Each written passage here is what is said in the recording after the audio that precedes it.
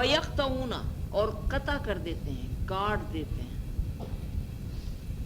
ماں اس چیز کو،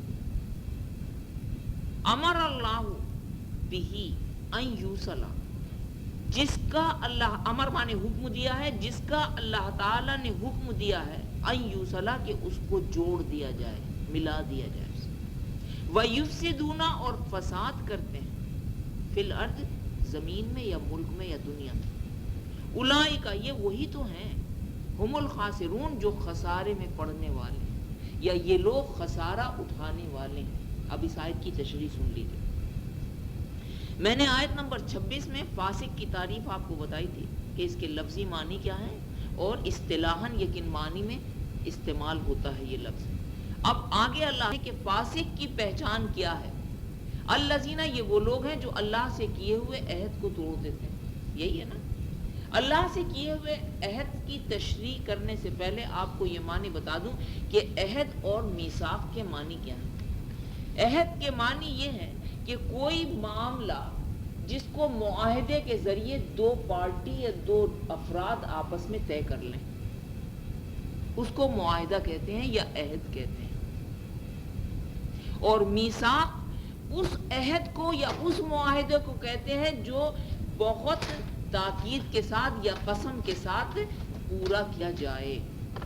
سمجھ گئی؟ تو دونوں میں یہ فرق ہو گیا، عہد اور میثاق۔ لیکن یہ تو لفظی معنی تھے عہد اور میثاق کے۔ میثاق یہ سمجھ، عہد جو ہے وہ زبانی عہد ہو گیا، اور میثاق اس کو پختہ کیا آپ نے بار بار تاکید کے ساتھ یا یقین دہانی کے ساتھ کہ ایسا ہی ہوگا، یا قسم کھا کر آپ نے اس کو پختہ کر دیا، اس کو میثاق کہتے ہیں۔ بہرحال باز پرس اللہ تعالیٰ کے یہاں دونوں کی ہوگی۔ اب یہاں پر عہد جس معنی میں استعمال ہوا ہے وہ بھی آپ سمجھ لیجیے۔ عہد دراصل فرمان، حاکم کے فرمان کو بھی کہتے ہیں۔ کوئی بادشاہ یا کوئی حاکم اپنی رعایا کے لیے جو قوانین بناتا ہے ان کو عہد کہتے ہیں، اور جس جگہ پر وہ قوانین لکھے جاتے ہیں ان کو عہد نامہ کہتے ہیں۔ اسی وجہ سے یہودیوں کی کتاب کو، تورات کو، عہد نامہ عتیق بھی کہا جاتا ہے۔ عتیق معنی پرانا، اولڈ ٹیسٹمنٹ۔ غور کرتی جائیے، یہ جو انگریزی میں کہتے ہیں اولڈ ٹیسٹمنٹ یا اولڈ کمانڈمنٹس، 10 کمانڈمنٹس جو ہیں، وہ کیا ہیں؟ وہ عہد نامہ ہے۔ عہد نامے کا مطلب یہ ہے کہ وہ اللہ تعالیٰ کی طرف سے جاری کیا ہوا فرمان ہے، اور اللہ تعالیٰ حاکم مطلق ہے۔ بات آ گئی سمجھ میں؟ اسی طرح اس کو اللہ تعالیٰ فرماتے ہیں کہ جو لوگ کیے ہوئے عہد کو توڑتے ہیں، یہ کس عہد کی طرف اشارہ ہے؟ یہ وہ عہد ہے جو ازل میں اللہ تعالیٰ نے کل روحوں سے لیا تھا۔ تمام مخلوق جو پہلے دن سے لے کر قیامت تک دنیا میں بھیجی جائے گی، اس مخلوق سے اللہ تعالیٰ نے جو عہد لیا تھا یا اس کے سامنے جو فرمان، جو عہد نامہ پیش کیا تھا اور ان سے پوچھا تھا کہ تم اس کو تسلیم کرتے ہو، پوری تفصیلات بتا دی گئی۔ تمام ارواح کو پوری تفصیلات بتا دی گئی تھی کہ اللہ تعالیٰ کے فرامین یہ ہیں، اللہ تعالیٰ کی رضا ان چیزوں میں ہے، اللہ تعالیٰ کی مشیت ان چیزوں میں ہے، کیا تم اس کو تسلیم کرتے ہو؟ اور یہ عہد اللہ تعالیٰ نے کرنے کے بعد لوگوں سے سوال کیا تھا کہ الستُ بربکم، کیا میں تمہارا رب نہیں ہوں؟ یعنی تم نے ان چیزوں کو تسلیم کیا؟ تو سب نے یک زبان ہو کر کہا تھا بلا۔ قالو، ان لوگوں نے کہا بلا، کیوں نہیں؟ اس کے لیے میں آپ کو سورۃ الاعراف کی آیت نمبر 172 اور آیت نمبر 173 کوٹ کروں گی۔ اس عہد کا ذکر کہ وہ کون سا عہد تھا جس کو لوگ توڑ دیتے ہیں اور فاسق ہو جاتے ہیں۔ اب آ رہی ہے بات سمجھ میں؟ اس عہد کا ذکر سورۃ الاعراف کی آیت نمبر 172 میں اللہ تعالیٰ نے فرمایا ہے وَإِذْ أَخَذَ رَبُّكَ مِن بَنِي آدَمَ مِن ظُهُورِهِمْ ذُرِّيَّتَهُمْ وَأَشْهَدَهُمْ عَلَىٰ أَنفُسِهِمْ أَلَسْتُ بِرَبِّكُمْ قَالُوا بَلَىٰ شَهِدْنَا ان تقولوا یوم القیامت انا کنا عن ھذا غافلین. پہلے اس کا ترجمہ بتا دیں، اس کے بعد آیت نمبر 173 کا بھی بتاؤں گی. وا مانے اور، از مانے جب، اخذ ربک آپ کے رب نے لیا، یعنی اللہ تعالیٰ فرما رہے ہیں اے نبی صلی اللہ علیہ وآلہ وسلم لوگوں کو یاد دلائیے وہ وقت جب آپ کے رب نے بنی آدم کی پشت سے ان کی نسل کو نکالا تھا. اخذ ربک آپ کے رب نے نکالا تھا من بنی آدم من ظہورہم، سمجھ گئے؟ بنی آدم کی پیٹھ سے، ظہور مانے پیٹھ، بنی آدم کی پیٹھ سے ان کی نسل کو نکالا تھا. بنی آدم، بنی مانے نسل، اولاد. جب آپ کے رب نے بنی آدم کی پیٹھ سے ان کی نسل کو نکالا تھا، یہ استعارہ ہے، سمجھ گئے؟ کیونکہ وہ قطرہ جو بچے کی پیدائش کا سبب بنتا ہے اس کے بارے میں سائنٹیفکلی یہی ہے کہ وہ پیٹ کی طرف سے آتا ہے. اس لیے وہ کہا ہے کہ جب اللہ تعالیٰ نے بنی آدم کی پیٹ سے ان کی نسل کو نکالا،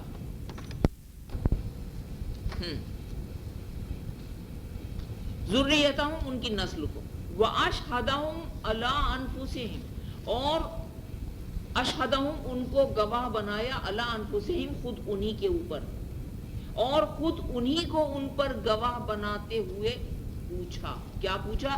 قالو، اللہ تعالیٰ نے پوچھا، الستُ بربکم، کہ کیا میں تمہارا رب نہیں ہوں؟ قالو، تو ان سب نے کہا بلا، کیوں نہیں، آپ ہی ہمارے رب ہیں. پھر یہ جو میثاق بن گیا وہ میثاق اس طرح بنا، شہیدنا، انہوں نے دوبارہ کہا ہم اس پر گواہ ہیں. بات سمجھ رہی ہیں؟ انہوں نے کہا ہم اس بات پر گواہی دیتے ہیں.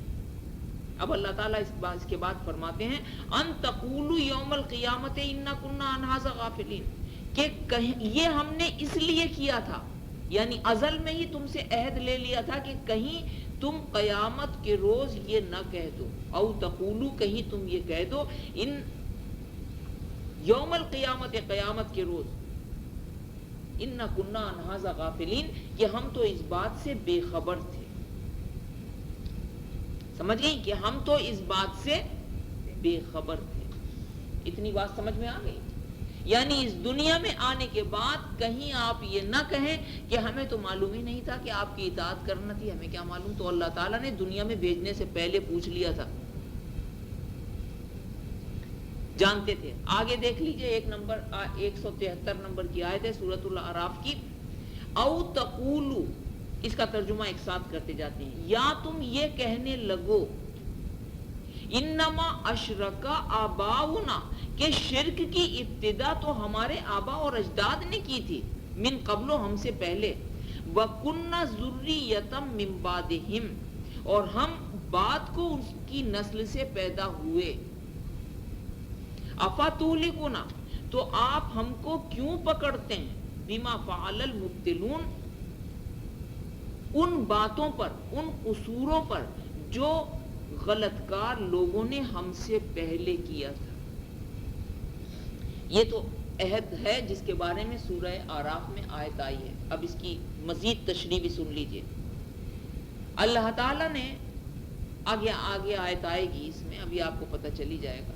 یہ آپ کو اس عہد کا ذکر اس لیے کیا ہے کہ ہم نے تم کو دنیا میں بھیجنے سے پہلے تم کو بتا دیا تھا کہ ہمارا ایجنڈا کیا ہے، تمہیں کن کن چیزوں پر عمل کرنا ہے اور کن چیزوں سے تم کو بچنا ہے.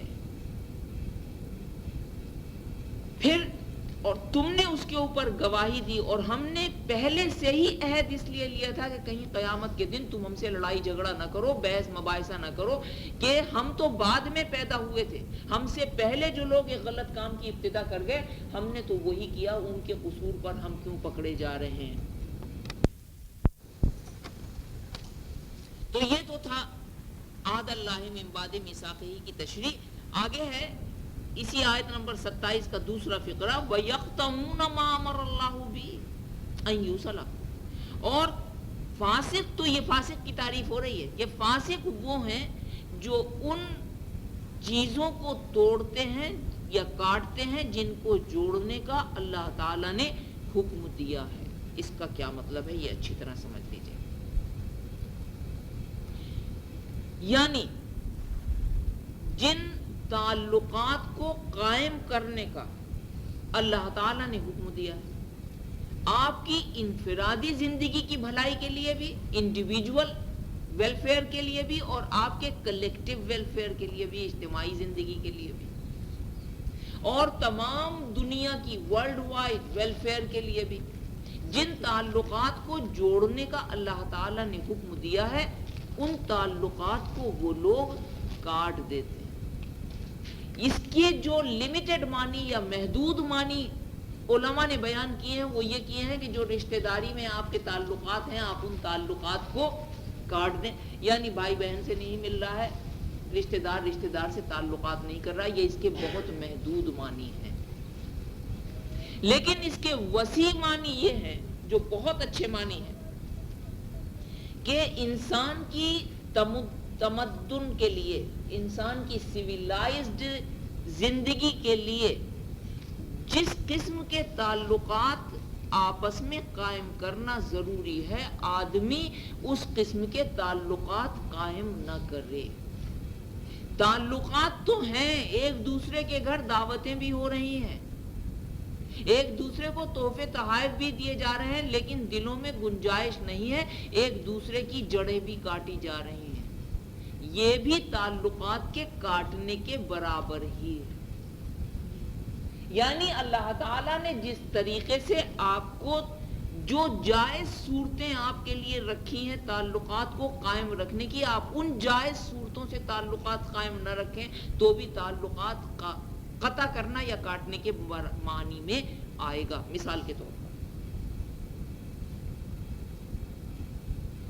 کوئی شخص کسی لڑکی کے ساتھ بغیر شادی کیے رہتا ہے، بے انتہا محبت کرتا ہے اس لڑکی کے ساتھ، آپ کے خیال میں اس نے تعلق کو قائم کیا ہوا ہے؟ اس نے تعلق کو جوڑا ہوا ہے؟ کیونکہ اس نے وہ تعلق اس طرح قائم نہ کیا جس طرح اللہ تعالیٰ نے تعلق قائم کرنے کا حکم دیا تھا. تعلق قائم اس طرح کیا جائے جس طرح تعلق قائم کرنے کا اللہ تعالیٰ نے حکم دیا ہے، جائز صورت ہو اس کی تو تعلق کا قائم کرنا کہلائے گا، ورنہ وہ بھی تعلق کا کاٹنا کہلائے گا. دوسری مثال لے لیجیے. ایک مسلمان لڑکی ایک کافر سے، ہندو سے یا عیسائی سے یا یہودی سے شادی کر لیتی ہے اور بہت خوش و خرم اور خوشحال زندگی بسر کرتی ہے. آپ کے خیال میں وہ تعلق کا قائم کرنا ہوا یا تعلق کا کاٹنا ہوا؟ کیونکہ اللہ تعالیٰ نے ایک مسلمان لڑکی کے اوپر غیر مسلم سے نکاح کرنا حرام قرار دیا، وہ تعلق کا کاٹنا نہیں ہوگا. بالکل اسی طرح ایک مسلمان لڑکا کسی غیر مسلم کے ساتھ ایک دفعہ نہیں 10 دفعہ بھی نکاح پڑھا کر ساتھ رہے تو وہ کافر کے ساتھ، ہندو کے ساتھ اس کا نکاح نہیں. اہل کتاب کے ساتھ نکاح تو ہو گیا، لیکن وہ بھی چونکہ وہ اپنی کتاب کے مطابق زندگی بسر نہیں کر رہی ہے. آپ سمجھ رہی ہیں؟ وہ نیک خاتون نہیں ہے، عفت مآب نہیں ہے، اس کے بعد بھی وہ اپنے بوائے فرینڈز کے ساتھ جاتی ہے اور بے حیائی کے سارے کام کرتی ہے، حرام سارے کام کرتی ہے، تو پھر وہ اہل کتاب میں نہیں ہے، چونکہ کوئی بھی کتاب اپنے ماننے والوں کو بے حیائی کے اور غلط کام کرنے کی اجازت نہیں دیتی. لہٰذا اس کے ذیل میں وہ تمام تعلقات آ جائیں گے، چاہے ایک فرد کے دوسرے فرد سے ہوں، ایک خاندان کے دوسرے خاندان سے ہوں، ایک معاشرے کے دوسرے معاشرے سے ہوں، ایک ملک کے دوسرے ملک سے تعلقات ہوں. اگر یہ تعلقات اس نوعیت کے نہیں ہیں اور ان خطوط پر نہیں قائم کیے جاتے، ان لائنز پر نہیں قائم کیے جاتے جن پر قائم کرنے کا اللہ تعالیٰ نے حکم دیا ہے، تو یہ تعلقات کاٹنے کے ضمن میں آ جائیں گے یا کاٹنے کے برابر ہی سمجھے جائیں گے. آ گئی اتنی بات سمجھ میں؟ خلاصہ جو نکلتا ہے وہ یہ ہے کہ اطاعت اللہ تعالیٰ کی ہونا چاہیے جس طرح اللہ تعالیٰ ہر معاملے میں، ہر فیلڈ میں، معاشرت میں، معیشت میں، عبادت میں، اخلاق میں، رشتہ داریوں کے قائم کرنے میں اس طریقے پر ہونا چاہیے جس طرح اللہ تعالیٰ نے حکم دیا ہے. اگر ویسے نہیں ہوتا ہے تو اللہ تعالیٰ فرماتے ہیں کہ یہ لوگ فاسق ہیں. سمجھ گئی؟ فاسق کی پہچان یہ بتائی. اور پھر اللہ تعالیٰ آگے بتاتے ہیں کہ وَيُفْسِدُونَ فِي الْأَرْضِ، یہی لوگ زمین میں فساد برپا کرتے ہیں. یہ لوگ زمین میں فساد برپا کرتے ہیں یعنی جب انسان اپنے تعلقات کو ان خطوط پر، ان لائنوں پر قائم نہیں کرے گا جن پر قائم کرنے کا اللہ تعالیٰ نے حکم دیا ہے تو وہ فساد کہلاتا ہے. فساد اصلاح کی ضد ہے اور فساد کے معنی ہے کہ کوئی کام اس طریقے پر نہ کیا جائے جس طرح اللہ تعالیٰ نے آپ کو کرنے کا حکم دیا ہے. میں نے آپ کو اس سے پہلے بھی مثال دی تھی 3 ہفتہ پہلے کہ آپ کے جسم کا دوران خون جو ہے جس طرح ہونا چاہیے ایک اسٹینڈرڈ ہے اس کا، اگر اس طرح وہ نہیں چل رہا ہے تو یا تو آپ کا دوران خون اونچا ہو گیا ہے یا نیچا ہو گیا ہے، یا بلڈ پریشر ہائی کہلائے گا یا بلڈ پریشر لو کہلائے گا. یہ بھی خون کا فساد ہے. آگئی بات سمجھ؟ آگے آیت ہے اولئک هم الخاسرون. قصہ ختم ہو گیا. اللہ تعالیٰ فرماتے ہیں حقیقت میں یہی لوگ نقصان اٹھانے والے ہیں. اب نقصان یہاں پر دنیا کا نقصان کا ذکر نہیں ہو رہا ہے. یہ نقصان جس کا ذکر ہو رہا ہے وہ دراصل آخرت کا نقصان ہے کہ ایسے لوگوں کو آخرت میں کچھ نہ ملے. بات سمجھ گئے؟ آگے کی آیت کیف تکفرون باللہ وکنتم امواتا فاحیاکم ثم یمیتکم ثم یحییکم ثم الیہ ترجعون. یہ تھی سورۃ البقرہ کی آیت نمبر 28. ترجمہ اس طرح ہے کیفا مانے کس طرح، تکفرون تم انکار کرتے ہو، باللہ اللہ تعالیٰ کا، وکنتم و مانے اور، کن مانے تھے، تم مانے تم، اور حالانکہ تم تھے، امواتن مردہ، فَآحْيَاكُمْ فا مانے پھر، آیا مانے زندگی، کم مانے تم کو، پھر اللہ تعالیٰ نے تم کو زندگی دی، ثم اس کے بعد پھر، یمیتکم تم کو موت دی، ثم اس کے پھر بعد، یحییکم تم کو دوبارہ زندگی دی یا تم کو دوبارہ زندگی دے گا، ثم پھر اس کے بعد، الیہ اسی کی طرف، ترجعون تم لوٹائے جاؤ گے. یہ جب کیفا سے کسی جملے کا یا کسی فقرے کا آغاز ہوتا ہے یا شروع ہوتا ہے کوئی جملہ تو اس کا مطلب ہوتا ہے کہ اللہ تعالیٰ کی طرف سے اظہار تعجب کیا جا رہا ہے. بڑے تعجب کی بات ہے، یوں سمجھ لیجئے. ترجمہ اس کا یوں سمجھیے آپ کہ کتنے تعجب کی بات ہے کہ تم اللہ تعالیٰ کا انکار کرتے ہو یا اس ہستی کا، اس ذات کا انکار کرتے ہو، اس سے کفر کرتے ہو جس نے تم کو جب نہیں تھے تو تم کو ہاں کیا، عدم سے وجود میں لایا. تم مردہ تھے، تم کو زندہ کیا، یعنی تمہارا کوئی وجود ہی نہیں تھا، تم کو پیدا کیا. ہماری زندگی کا ذمہ دار ہم کون ہیں؟ اللہ تعالیٰ. یہ اللہ تعالیٰ کی نعمتوں کا جو انسان کے نفس کے ساتھ ہیں، انسان کی زندگی کے ساتھ ہیں، ان کا ذکر ہو رہا ہے. تم نہیں تھے، تم کو زندگی کی نعمت دی، یہ نعمت ہے. اس آیت سے یہ ثابت ہوتا ہے کہ زندگی اللہ تعالیٰ کی ایک نعمت ہے. اور پھر اللہ تعالیٰ فرماتے ہیں تم نہیں تھے، فاحیاکم تم کو زندگی دی، ثم پھر تم کو موت دی یا موت دیں گے. تو موت کو بھی ایک نعمت بتایا ہے اس آیت میں. کیوں موت کو نعمت بتایا ہے؟ اس لیے کہ موت، اگر اس دنیا میں آپ نے تکلیفیں اٹھائی ہیں تو اس دنیا کی تکالیف کا خاتمہ موت سے ہوتا ہے، تھوڑی سی دیر کے لیے. بات سمجھ رہی ہیں آپ؟ موت ایک نعمت ہو گئی. اور اگر آپ اس کو دوسرے معنی میں لیں کہ موت جو ہے وہ آخرت کی زندگی میں داخل ہونے کا دروازہ ہے، ابدی زندگی میں داخل ہونے کا. تو اس لحاظ سے بھی اگر آپ اللہ کے تقوی والے تھے، نیک تھے، اللہ سے ڈر کر زندگی بسر کی ہے، تو یہ کیا ہے؟ اس نعمت میں جانے کا دروازہ موت ہے، تو بھی آپ کے لیے وہ ایک نعمت ہی ہے.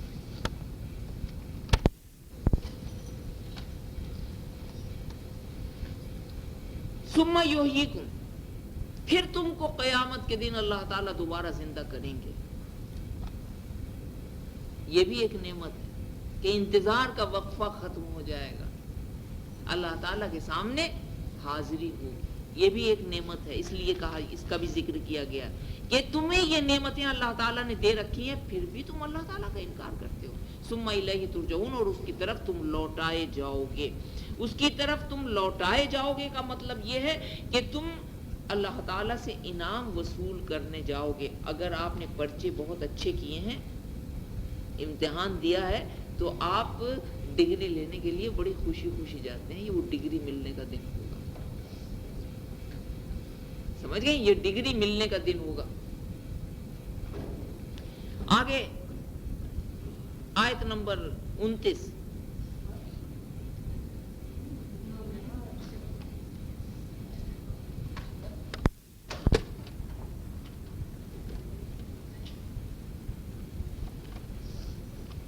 ہاں جی، آیت نمبر 29 ہے سورۃ البقرہ کی. هو الذی خلق لکم ما فی الارض جميعا ثم استوى الى السماء فسواهن سبع سماوات وهو بكل شیء علیم. ترجمہ سن لیجئے. هو الذی، وہی تو ہے، خلق، پیدا کیا، لکم، تمہارے واسطے، ما فی الارض جميعا، جو کچھ بھی زمین میں ہے وہ سب کا سب تمہارے لیے پیدا کیا. غور کیجئے گا اس آیت کے اوپر. وہی تو ہے جس نے جو کچھ بھی زمین میں ہے سب کا سب تمہارے لیے پیدا کیا.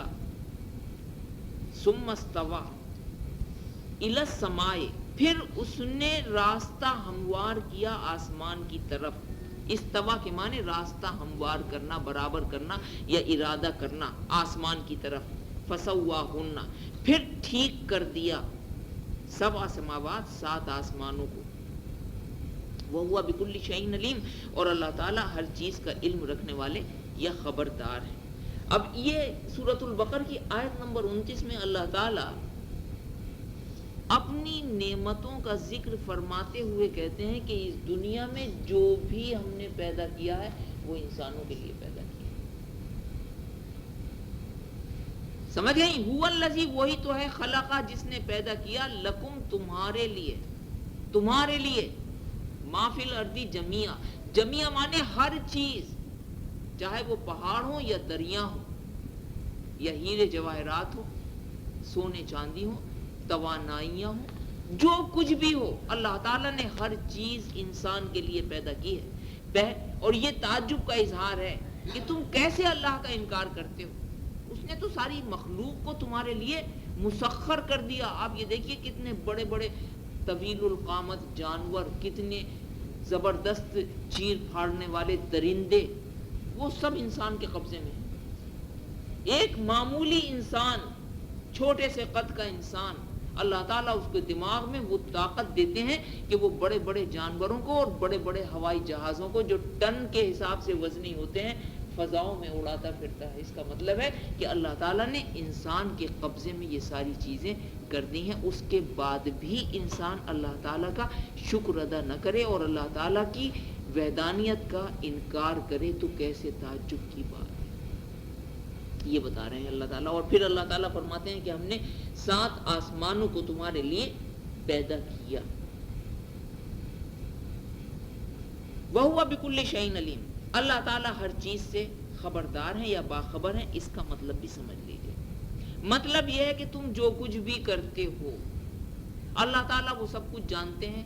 یہ جانتے ہوئے بھی تم غلط کام کرتے ہو اور یہ اپنے دل میں سوچتے ہو کہ یہ بات تو چھپ ہی جائے گی.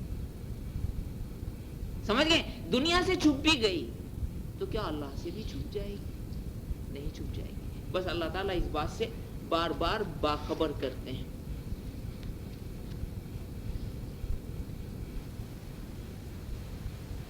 آگے چلتے ہیں.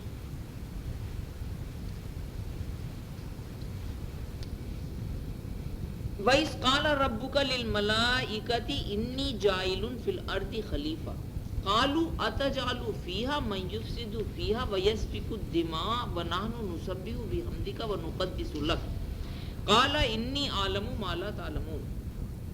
یہ تھی سورۃ البقرہ کی آیت نمبر 30. اور یہاں سے تیسرا رکوع سورۃ البقرہ کا ختم ہوتا ہے اور چوتھا رکوع شروع ہوتا ہے. اب آپ غور کیجئے کہ ایک رکوع کا دوسرے رکوع سے کیا تعلق ہے. سمجھ گئیں؟ پہلا رکوع 5 آیات پر تھا. اس میں آپ کو یہ بتا دیا گیا تھا کہ یہ قرآن تمہارے لیے ہدایت ہے. یعنی ہم کو شروع میں ہی پکڑ لیا جاتا ہے کہ اگر تم سیدھا راستہ پہ چلنا چاہتے ہو یا تم یہ معلوم کرنا چاہتے ہو کہ ہم کیا کریں اور کیا نہ کریں. چونکہ اکثر لوگ یہ کہتے ہیں کہ ہر شخص یہ کہتا ہے کہ یہ صحیح ہے یہ غلط ہے, ہمیں کیا پتا کہ کیا صحیح ہے کیا غلط ہے. تو یہ شروع میں ہی آپ کو بتا دیا گیا کہ بھئی یہ قرآن سب سے صحیح کتاب ہے, لا ریب فیہ, اس میں کوئی شک نہیں ہے, اس سے ہدایت حاصل کر لو. میں ربط بتا رہی ہوں آیات کا. 5 آیتیں. دوسرا رکوع شروع ہوتا ہے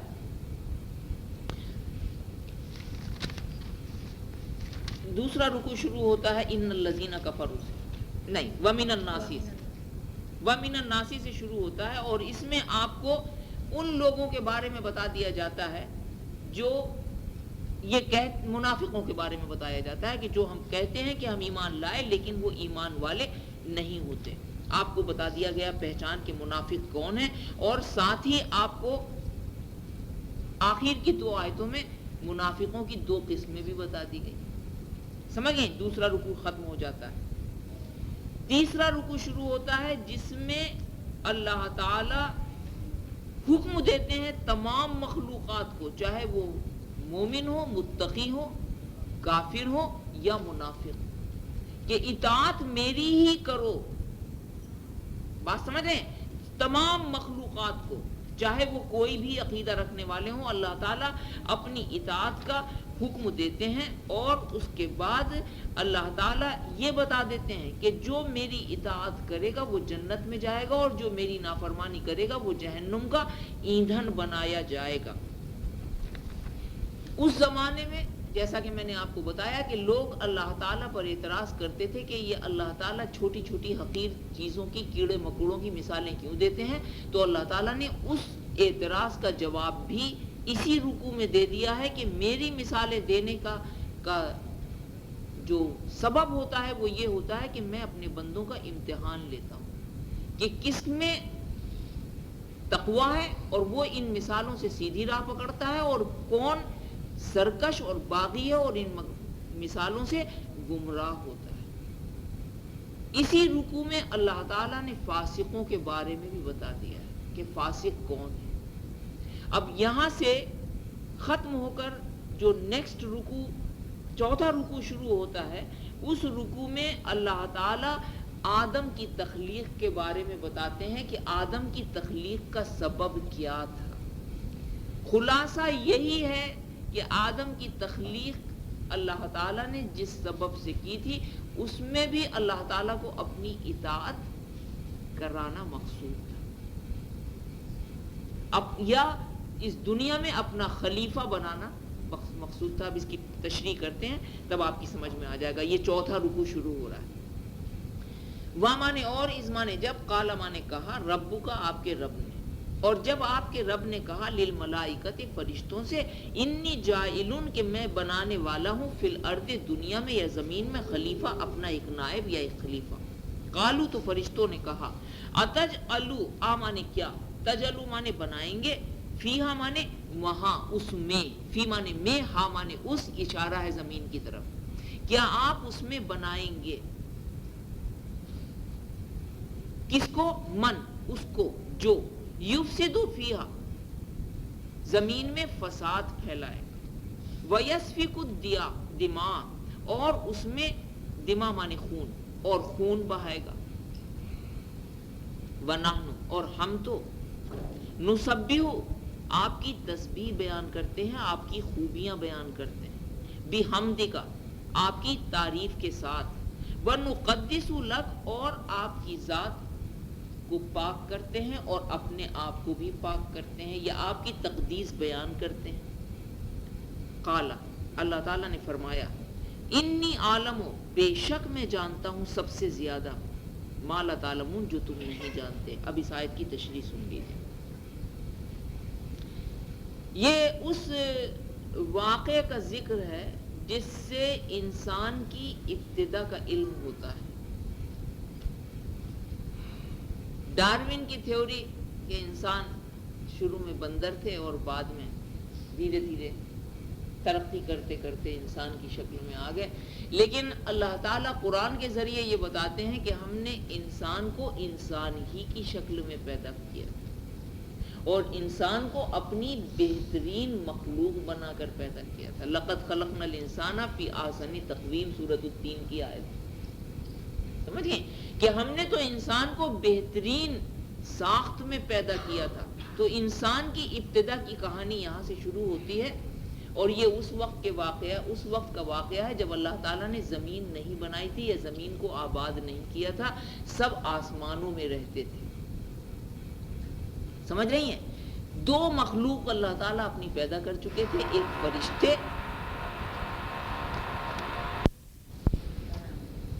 ہاں تو جب آپ کے رب نے فرشتوں سے کہا کہ میں زمین پر اپنا خلیفہ بنانے والا ہوں، تو میں اس کی تشریح آپ کو یہ بتا رہی تھی کہ اللہ تعالیٰ نے دو مخلوقات پہلے بنائی ہوئی تھی، ایک فرشتے اور دوسرے جن۔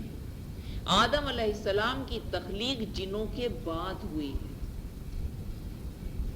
اور اللہ تعالیٰ نے فرشتوں سے یہ بات مخاطب کر کے کہی کہ میں زمین پر اپنا ایک خلیفہ یا ایک نائب بنانے والا ہوں۔ خلیفہ اور نائب سے کیا مراد ہے یہ بتانے سے پہلے آپ کو یہ بتا دوں کہ اللہ تعالیٰ نے یہ ذکر جو فرشتوں سے کیا، اس میں فرشتے اور جن دونوں شامل تھے۔ فرشتوں کا ذکر کیا اور جنوں کا ذکر اس لیے نہیں کیا کہ فرشتے اس وقت اشرف المخلوقات تھے، اور اشرف المخلوقات کو مخاطب کر کے بات کی جاتی ہے، اور باقی جو مخلوق ہے وہ تخاطب میں شامل ہوتی ہے۔ اس کا جواز اس طرح دیا جاتا ہے کہ آگے قرآن مجید کی آیت میں ہے کہ جب اللہ تعالی نے اس سے ابلیس سے پوچھا کہ ما منعک اللہ تسجد اذ امرتک، تجھ کو کس چیز نے روکا تھا کہ تو سجدہ نہ کرے جبکہ تجھ کو ہم نے حکم دیا تھا، تو اس نے پلٹ کر یہ نہیں کہا کہ آپ نے ہم کو تو حکم دیا ہی نہیں تھا، ہم تو جن ہیں، آپ نے تو فرشتوں کو مخاطب کیا تھا۔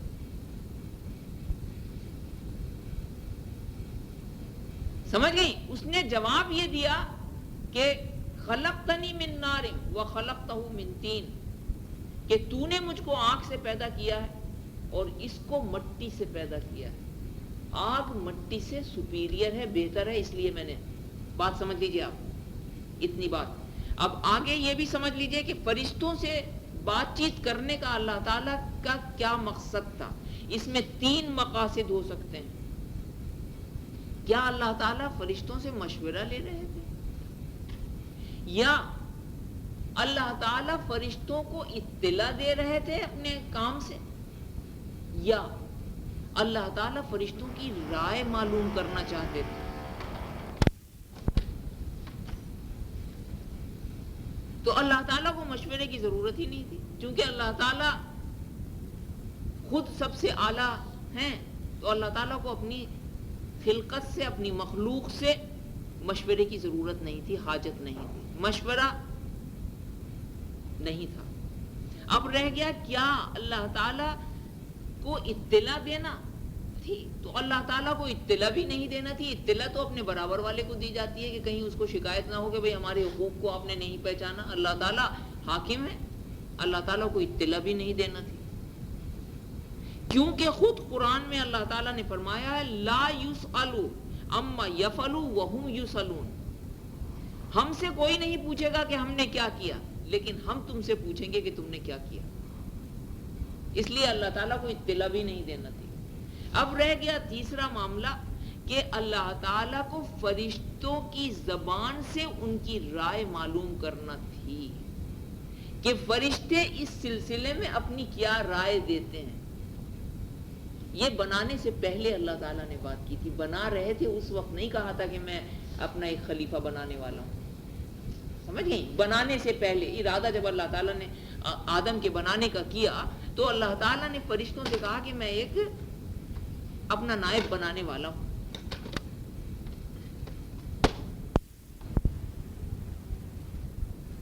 تو اب اس کے بارے میں جو حضرت تفسیر ابن جریر میں حضرت عبداللہ بن عباس سے ایک روایت ہے کہ آدم علیہ السلام کی تخلیق سے پہلے فرشتے آپس میں گفتگو کرتے تھے کہ ہم سب سے اعلیٰ مخلوق ہیں۔ اللہ تعالیٰ کو فرشتوں کی اس گفتگو کا علم تھا، لہٰذا اللہ تعالیٰ نے فرشتوں سے معلوم کیا کہ بھئی تمہاری کیا رائے ہے۔ جب اللہ تعالیٰ نے یہ اللہ تعالیٰ کی گفتگو کو اب آپ سمجھ لیجئے، فرشتوں سے گفتگو ہو رہی ہے، اللہ تعالیٰ نے فرشتوں سے کہا میں اپنا ایک خلیفہ بنانے والا ہوں، تو ظاہر بات ہے کہ فرشتوں نے اللہ تعالیٰ سے یہ پوچھا ہوگا خلیفہ کیا ہوتا ہے، اس کی کیا صفات ہوں گی، یہ کیسا ہوگا۔ اللہ تعالیٰ نے اس کی تشریح یہ کی ہوگی کہ یہ ایک با اختیار مخلوق ہے جس کو نفس اور ارادہ دیا جائے گا، وہ چاہے تو میری اطاعت کرے اور نہ چاہے تو میری اطاعت نہ کرے۔ اللہ تعالیٰ نے فرشتوں کو یہ ساری چیزیں بتا دی، تو جب فرشتوں کو یہ چیز معلوم ہو گئی کہ یہ ایک ایسی مخلوق ہونے والی ہے جو اللہ تعالیٰ کے احکام کو، اللہ تعالیٰ کے ارادے کو دنیا میں عملی جامہ پہنائے گی، اور اللہ تعالیٰ جو قوانین بنائیں گے ان قوانین کو اس دنیا میں نافذ کرے گی۔ نائب کا کام یہی ہوتا ہے، قانون بناتا کوئی اور ہے اور نافذ جو کرتا ہے وہ نائب ہوتا ہے۔ بات سمجھ رہی ہیں؟ تو فرشتوں کو اس بات کے اوپر حیرت ہوئی۔ اب آگے کی آیت پڑھتے ہیں تو پھر آپ کو مطلب سمجھ میں آ جائے گا۔ فرشتوں نے اپنی رائے کا اظہار کس طریقے سے کیا؟ انہوں نے کہا، قالو، ان لوگوں نے کہا، اتجلو فیہا، فیہا سمجھ لیجئے اس میں یعنی زمین میں، کیا آپ ایک ایسی مخلوق زمین میں پیدا کرنے چاہ رہے ہیں، من یفسد فیہا، جو فساد پھیلائے گی، ویسفک الدماء، اور خون بھی بہائے گی، ایک دوسرے کا خون بھی کرے گی۔ صرف اتنے کی تشریح سن لیجئے، اس کے بعد آگے چلتے ہیں۔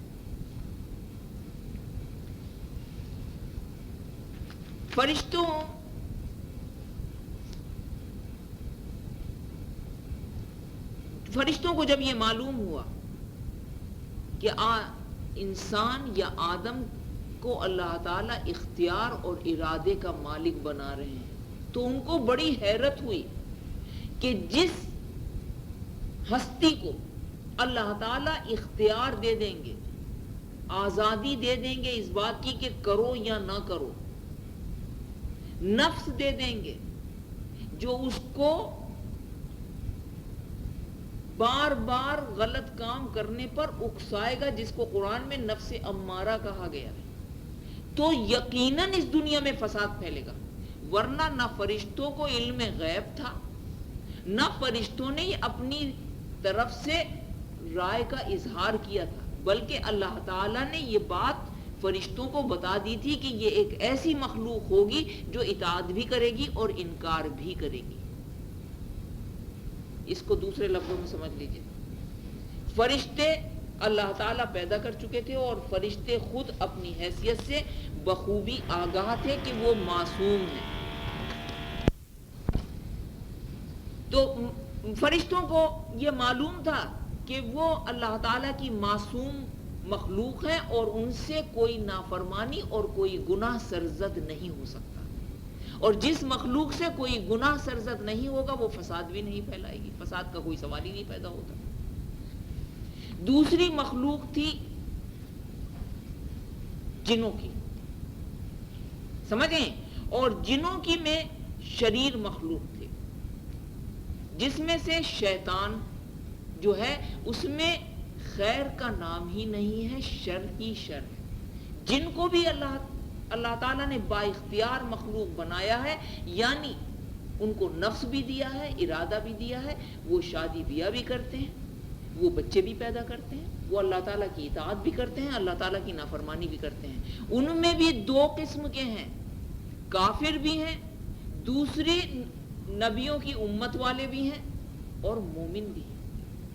بہت اچھی طرح سمجھ لیجیے، ایسے بھی ہیں جو نیکی بھی کرتے ہیں اور گناہ بھی کرتے ہیں، جیسے کہ میں نے بتایا کہ مومن ہیں لیکن گناہگار مومن، ایسے جن بھی ہیں۔ لیکن تیسری مخلوق اللہ تعالیٰ جس کو بنانے کا ارادہ فرما رہے تھے، آدم، وہ نیکی اور بدی کا مخلوط مجموعہ تھی، اس میں دونوں کیفیتیں پیدا تھیں، موجود کرنے والے تھے اللہ تعالیٰ، اطاعت بھی اور نافرمانی بھی، یعنی اختیار دے دیا تھا اور ان کو یہ کہہ دیا تھا کہ تم اس اختیار سے فائدہ اٹھا کر اگر نیکی کی راستے پر چلو گے تو تم میری رضا حاصل کرو گے، اور رضا کے طور پر میں تم کو انعام سے نوازوں گا۔ بس خلاصہ اس کا یہ سمجھ لیجیے، یہ تین مخلوق اللہ تعالیٰ، فرشتوں کو من نے معلوم کر لیا تھا کہ جو مخلوق آدم کی آپ بنانے والے ہیں یا اپنا خلیفہ بنانے والے ہیں وہ کیسا ہوگا، اللہ تعالیٰ نے ان کو بتایا،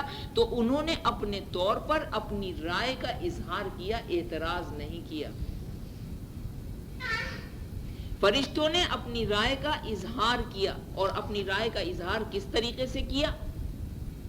وَنَحْنُ نُسَبِّحُ بِحَمْدِكَ وَنُقَدِّسُ لَكَ، کہ ہم تو آپ کی حمد و ثنا کے ساتھ آپ کی تسبیح بیان کرتے ہیں، وَنُقَدِّسُ لَكَ، اور آپ کے لیے تقدیس کا کام ہم ہی کر رہے ہیں۔ مطلب تقدیس کے معنی ہم پوری جگہ کو جہاں جہاں ہم ہیں اس کو بھی پاک صاف رکھتے ہیں، اپنے آپ کو بھی پاک صاف رکھتے ہیں، اور آپ کی پاکی کو بیان کرتے ہیں۔ تقدیس کے دونوں معنی ہیں، خود کو بھی پاک کر رکھنا، اپنی جگہ کو بھی پاک رکھنا جہاں رہیں، اور اللہ تعالیٰ کی پاکی بیان کرنا، اور یہی تسبیح کے معنی ہیں۔ اللہ تعالیٰ کی پاکی یا تسبیح، حمد و ثنا بیان کرتے رہنا۔ فرشتوں نے یہ بات، یہ فرشتوں کی شیخی نہیں تھی، بلکہ یہ اقرار تھا کہ جو کام آپ فرشتوں آدم سے لینا چاہ رہے ہیں وہ کام تو ہو رہا ہے، یعنی آپ کی تسبیح اور حمد و ثنا بیان کی جا رہی ہے۔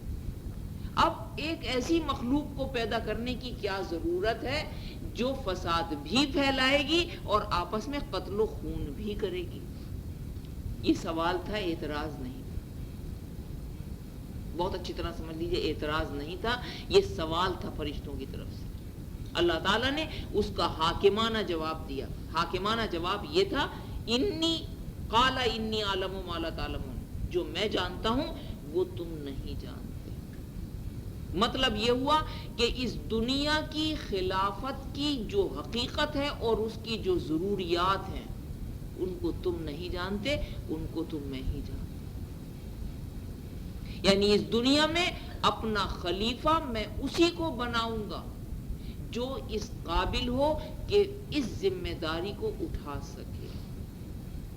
اس کے بارے میں قرآن مجید میں ہے، آپ کو وہ آیت یاد آ گئی ہوگی کہ جب ہم نے یہ ذمہ داری پہاڑوں کو پیش کی ہے تو انہوں نے آج انکار کر دیا، عاجزی سے انکار کر دیا، لیکن انسان کو جب ہم نے یہ ذمہ داری دی تو اس نے قبول کر لی۔ آپ کو وہ آیت یاد آ گئی ہوگی۔ اب یہ یہاں پر اس کا مطلب سمجھ لیجئے کہ انی عالم ما لا تعلمون۔ فرشتوں کو اس کا جواب اللہ تعالیٰ نے حکمت کے ساتھ، اللہ تعالیٰ نے فرشتوں کو یہ جواب دے دیا کہ جو میں جانتا ہوں وہ تم نہیں جانتے۔ مطلب یہ کہ اگر میں نے اس دنیا میں تم کو اپنا خلیفہ بنایا تو تم بہت سی چیزوں سے واقف نہیں ہو۔ مثال کے طور پر فرشتوں کو بھوک نہیں لگتی، بھوک تو انسانوں کو لگتی ہے۔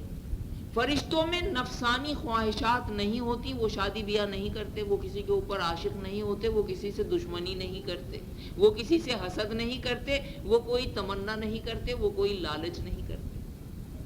یہ ساری انسان میں خواہشات پیدا کی، اللہ تعالیٰ نے پیدا کی ہیں۔ فرشتوں کو یہ نہیں معلوم کہ نشہ کیا چیز ہے، انسان ان چیزوں سے واقف ہے، لہٰذا اللہ تعالیٰ نے ان کو یہ کہہ کر خاموش کر دیا کہ جو میں جانتا ہوں وہ تم نہیں جانتے۔ میں ایک ایسی مخلوق بنانے جا رہا ہوں جو دنیا میں رہ کر ایک امتحان میں مبتلا کی جائے گی۔ تم امتحان میں مبتلا ہو ہی نہیں سکتے، تم تو خالی اطاعت کرنا ہی جانتے ہو۔ آ گئی سمجھ میں؟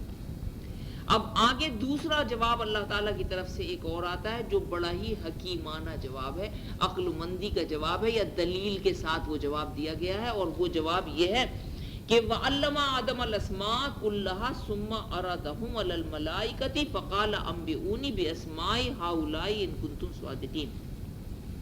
وَعَلَّمَ، اور اللہ تعالیٰ نے سکھایا، آدم کو اسماء چیزوں کے نام، کلہا ساری چیزوں کے نام سکھا دیے، ثم اس کے بعد اراد مانے پیش کیا، ان چیزوں کو پیش کیا، علی الملائکۃ فرشتوں کے سامنے، فقالا اور پھر فرشتوں سے کہا، انبئونی اب تم مجھ کو بتاؤ،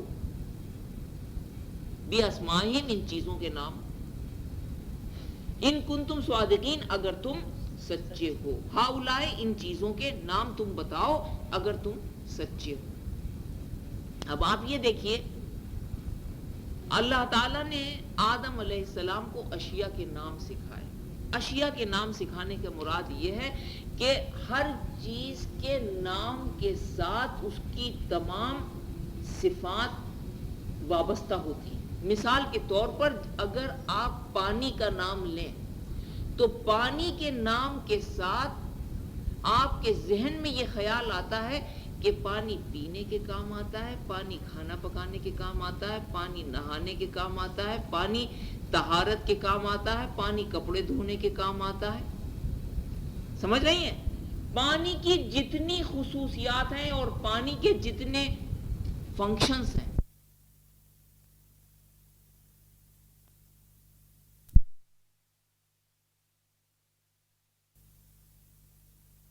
آپ کو آیت نمبر 31 کی آیت کی تفسیر بتا رہے تھے، ترجمہ ہو چکا تھا، اور جس فقرے کی تفسیر ہو رہی تھی وہ فقرہ تھا فقال انبئونی باسماء ہؤلاء ان کنتم صادقین۔ پھر اللہ تعالی نے فرمایا، یہ آیت تھی 31 نمبر کی، پھر اللہ تعالی نے فرمایا فرشتوں سے، انبئونی تم مجھ کو بتاؤ،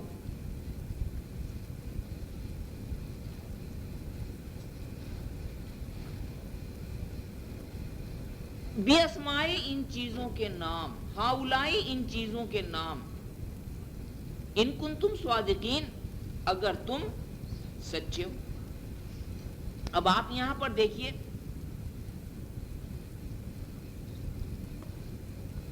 کہ پہلے تو اللہ تعالی نے بڑا حاکمانہ جواب دیا جب فرشتوں نے یہ کہا کہ ہم آپ کی تسبیح اور آپ کی تقدیس بیان کرتے ہیں۔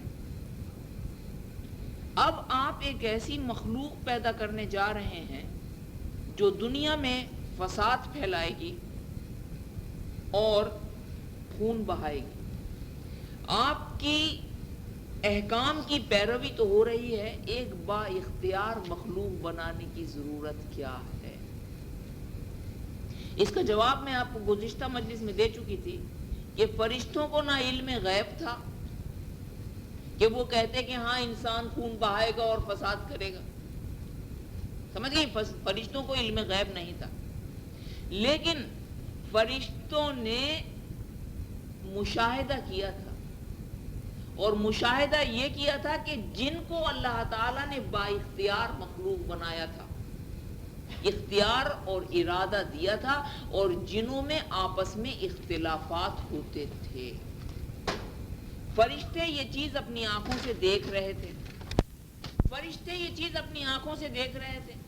جب انسان کی تخلیق کا ذکر اللہ تعالیٰ نے فرشتوں سے فرمایا تو فرشتوں نے سوال کیا ہوگا، جس کا ذکر قرآن میں بیان کرنا ایک غیر ضروری بات تھی، کہ کیا یہ مخلوق بھی با اختیار ہوگی جیسے کہ جنوں کی مخلوق؟ اللہ تعالیٰ کی طرف سے جواب ملا ہوگا کہ ہاں یہ با اختیار با ارادہ مخلوق ہے، یہ چاہیں تو میری اطاعت کریں اور نہ چاہیں تو نہ کریں۔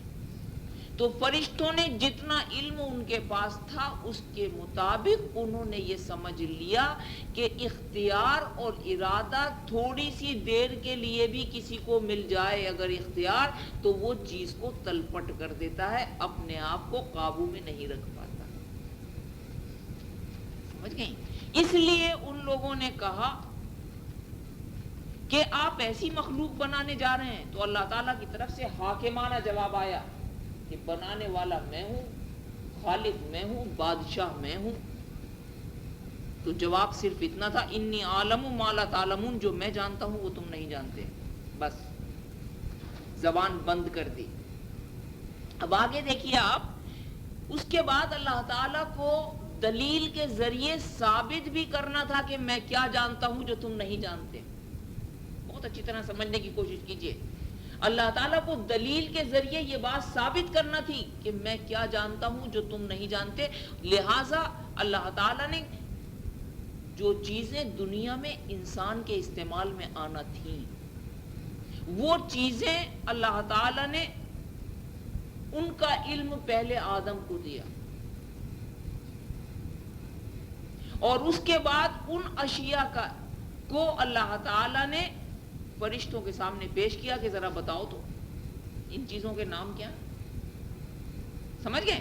اگر تم سچے ہو تو ان چیزوں کے نام تم بتاؤ۔ اب یہاں پر جو میں تشریح کر رہی تھی اسماء کی، اس کی تشریح سن لیجئے۔ اللہ تعالیٰ کسی بھی چیز کا علم ہو اس دنیا میں آج یا ازل سے جب آدم کی تخلیق ہوئی ہے، چیزوں کا علم ان کے ناموں کے ساتھ وابستہ ہوتا ہے۔ آپ پوری ڈیٹیل نہیں جانتے، یعنی بولتے ہیں، آپ صرف ایک چیز کا نام بولتے ہیں۔ اگر آپ کے سامنے کہا جائے موٹر کار تو آپ کے ذہن میں موٹر کار میں کی جو فنکشن ہے وہ سارے کے سارے آ جائیں گے کہ گاڑی کا دروازہ کھولیں گی، آپ گاڑی کے اندر بیٹھیں گی، آپ اس کو اگنیشن کو آن کریں گی، آپ اسٹیئرنگ کو ہولڈ کریں گے، آپ پاؤں کو دونوں کو آپریٹ کریں گے۔ سمجھ گئے؟ اسی طریقے سے جیسے میں نے پانی کی مثال آپ کو دی تھی، آنکھ کی مثال ہے اور دوسری چیزوں کی مثال ہے۔ اللہ تعالیٰ نے جب انسان کو، آدم علیہ السلام کو چیزوں کے نام سکھائے تو ان کے ضروریات اور ان کی خصوصیات بھی اللہ تعالیٰ نے اسی وقت انسان کو سکھا دی۔ بات سمجھ رہے ہیں؟ اب ان چیزوں کو اللہ تعالیٰ نے فرشتوں کے سامنے پیش کیا کہ اگر تمہارا علم ہے تو تم مجھے بتاؤ۔ آگے چلنے سے پہلے یہ بتا دوں کہ فرشتوں کا علم کی کیفیت کیا ہے۔ مختلف فرشتے، جیسا کہ میں نے آپ سے اس سے پہلے عرض کیا تھا، مختلف کاموں کو انجام دے رہے ہیں۔ کچھ فرشتے میکائیل علیہ السلام کے ساتھ ہیں جو رزق وہاں پہنچانے کا کام دے رہے ہیں، لہٰذا ان کا علم اسی فیلڈ میں ہوگا۔ دوسری چیزوں کے بارے میں اگر ان کو اللہ تعالیٰ نے علم دیا ہوا بھی ہوگا تو بہت مختصر، ان کا علم اسی فیلڈ کے لیے ہوگا۔ جو فرشتے اسرائیل علیہ السلام کے ساتھ کام کر رہے ہیں، 4 مقرب فرشتے ہیں۔ اسرائیل علیہ السلام مقرب جانتی ہیں، جو اللہ تعالیٰ کے قریب، اور جو اسرائیل علیہ السلام کے ساتھ کام کر رہے ہیں وہ روح قبض کرنے کے بارے میں تمام معلومات رکھتے ہیں، ان کا علم رزق کے بارے میں نہیں ہوگا۔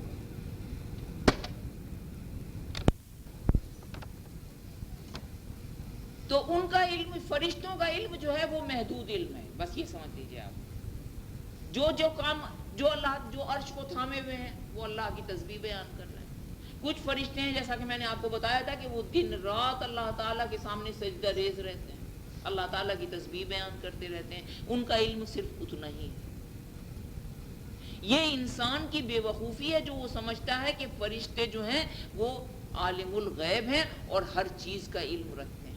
یہ انسان کی حماقت ہے جو وہ یہ سمجھتا ہے۔ اب اللہ تعالیٰ نے جب فرشتوں کے سامنے ان چیزوں کو پیش کیا اور کہا کہ اگر تم اپنی دلیل میں سچے ہو تو ذرا ان چیزوں کے نام بتاؤ. اب آگے کی آیت کی ہم تلاوت کرتے ہیں.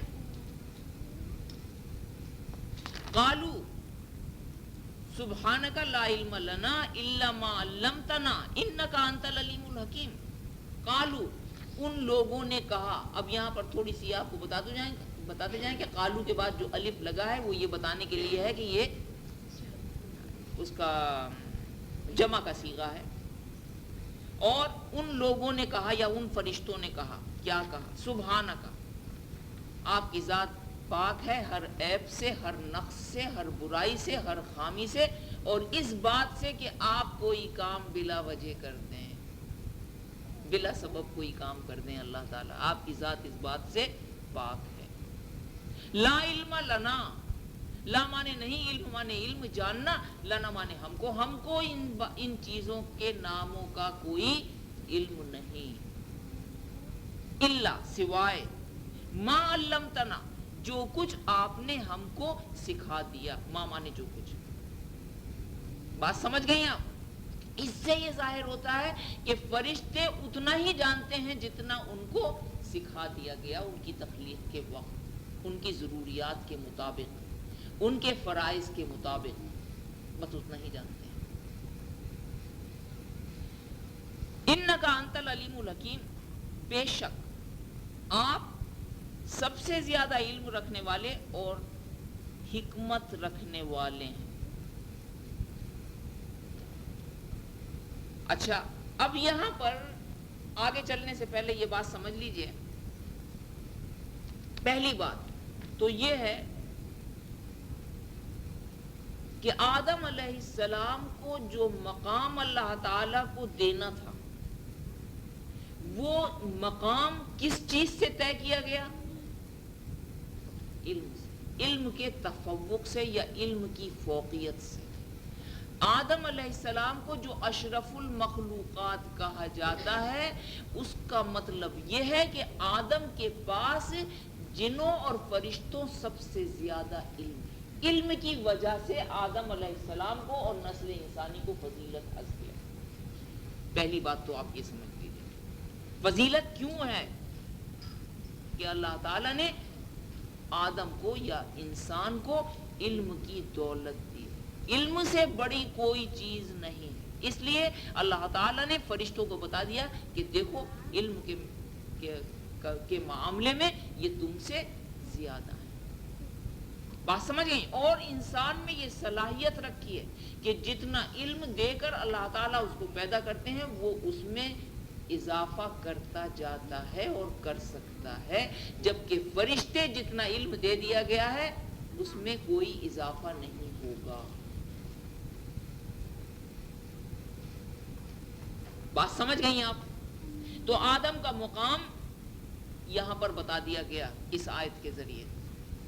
دوسری چیز جو اس آیت کے ذریعے ہم کو تعلیم دی گئی ہے وہ یہ ہے کہ جب بھی تمہیں اپنی کمزوری کا احساس ہو اس کا اعتراف کر لو. اپنی کمزوری کو جسٹیفائی نہ کرو جھوٹی اور جھوٹی دلیلوں سے. فرشتے بھی شیطان کی طرح دلیل پیش کر کے اپنی بڑائی کو ثابت کر سکتے تھے, لیکن فرشتوں نے عاجزی کا اظہار کیا اور اللہ تعالیٰ کی تعریف بیان کی. سبحانکا, آپ کی ذات پاک ہے کہ آپ بے مقصد ایک مخلوق کو پیدا کر دیں, اس کے پیچھے آپ کا کوئی اعلیٰ مقصد پوشیدہ ہوگا. اللہ تعالیٰ کی تعریف بیان کی اور اس کے بعد اپنی کمزوری کا اعتراف کر لیا کہ ہم تو اتنا ہی جانتے ہیں جتنا آپ نے ہم کو سکھایا. بے شک آپ یہ دیکھیے شروع بھی تعریف سے اللہ تعالیٰ کی, سبحانکا اللہ کی تعریف, اور انکا انت العلیم الحکیم آخر بھی اللہ کی تعریف پر ہی ہے کہ بے شک آپ سب سے زیادہ علم والے اور سب سے زیادہ دانائی کے مالک ہیں.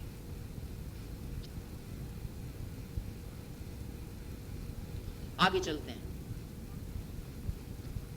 قال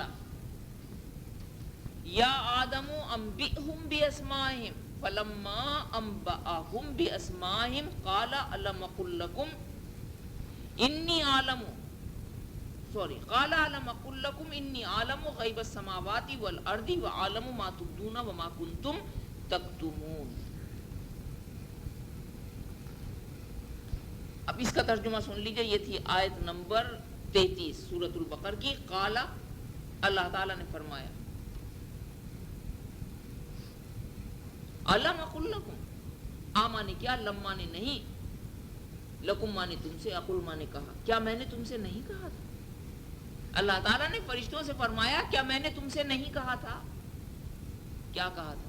انی عالم، کہ میں سب سے زیادہ جانتا ہوں، غیب السماوات والارض، آسمان اور زمین میں جتنی بھی چیزیں پوشیدہ ہیں ان کو بھی جانتا ہوں، سب سے زیادہ جاننے والا ہوں. وعالم، اور میں یہ بھی جانتا ہوں، کیا جانتا ہوں؟ ما تبدونا، جو تم ظاہر کرتے ہو، وما تکتمون، اور جو تم چھپاتے ہو. ما مانے جو کچھ ہے، ما کے معنی دو ہوتے ہیں، ما کے معنی جو، ما کے معنی کیا، ما کے معنی نہیں، تین معنی. یہاں پر ما کے معنی کیا ہیں؟ جو. تبدونا ظاہر کرنا، تکتمونا چھپانا، جو تم ظاہر کرتے ہو اور جو تم چھپاتے ہو وہ سب میں جانتا ہوں. اب اس آیت کی بھی تشریح سن لیجیے. اب وہی اشیاء جو آدم علیہ السلام جو اللہ تعالیٰ نے فرشتوں کے سامنے پیش کی تھی، انہی اشیاء کو اللہ تعالیٰ نے اب آدم علیہ السلام کے سامنے پیش کیا. اور اللہ تعالیٰ نے فرمایا یا آدم، اے آدم، انبئہم، اب تم ان کو بتاؤ. یہ نہیں کہا کہ مجھ کو بتاؤ، کیا کہا؟ ان کو بتاؤ. بہت اچھی طرح سنیے، اللہ تعالیٰ کے کلام کی ایک ایک بات میں ایک ایک راز پوشیدہ. جب فرشتوں کے سامنے وہ چیزیں پیش کی تھیں تو اللہ تعالیٰ نے فرمایا تھا انبئونی، مجھ کو بتاؤ ان چیزوں کے نام. لیکن جب اللہ تعالیٰ نے فرشتوں کے آدم علیہ السلام کے سامنے وہی چیزیں پیش کی اور تو کیا کہا کہ اب ان چیزوں کے نام ان کو بتاؤ. یعنی جو تمہاری صلاحیت پر شبہ کر رہے ہیں، تمہاری تخلیق کے اوپر پریشان ہیں کہ یہ تو فساد پھیلائیں گے، ذرا ان کو ان چیزوں کے نام تو بتاؤ. یعنی آدم علیہ السلام کی فضیلت فرشتوں کے اوپر ثابت کرنا تھی. گو کے فرشتے دن رات اللہ تعالیٰ کی عبادت کرتے ہیں، گو کے فرشتے اللہ تعالیٰ کے اہلکار ہیں، اللہ تعالیٰ کے تمام کائنات کا نظام چلا رہے ہیں، اس کے باوجود فضیلت کس کو حاصل؟ آدم. اور ہم نے سورہ 3 کی آیت کے مطابق ثم رددناہ اسفل سافلین، ہم اسفل سافلین بن گئے اپنی حرکتوں سے. سمجھئے؟ چونکہ ہم کو پتہ ہی نہیں. اللہ تعالیٰ نے فرشتوں سے حضرت آدم علیہ السلام سے فرمایا کہ اب تم ان کو ان چیزوں کے نام بتاؤ. یہاں پر اللہ تعالیٰ نے آدم کی فضیلت ان کے سامنے بیان کی اور یہ بتایا کہ دیکھو علم وہ چیز ہے کہ جس کو حاصل کرنے کے بعد انسان کائنات پر قابض ہو سکتا ہے. سمجھے؟ کائنات پر حکومت کر سکتا ہے، کائنات کو اپنے قابو میں کر سکتا ہے. اور آپ یہ دیکھ لیجئے کہ کتنے بڑے بڑے جانور جسامت کے اعتبار سے، درندے جو چیر پھاڑ کر کھا جائیں، انسان ان کو سدھا لیتا ہے، اپنے قابو میں کر لیتا ہے. ہاتھی کی سواری کرتا ہے، حالانکہ ہاتھی اپنے ایک پاؤں سے کچل کر پھینک سکتا ہے. اونٹ کی سواری کرتا ہے اور منو کے حساب سے بوجھ لاد کر اونٹ کے اوپر ایک جگہ سے دوسری جگہ لے جا سکتا ہے. حالانکہ اونٹ میں اتنی طاقت ہے کہ وہ منہ کھولے تو انسان کی کھوپڑی اپنے منہ میں پکڑ کر اس کو چکر دے کے پھینک سکتا ہے.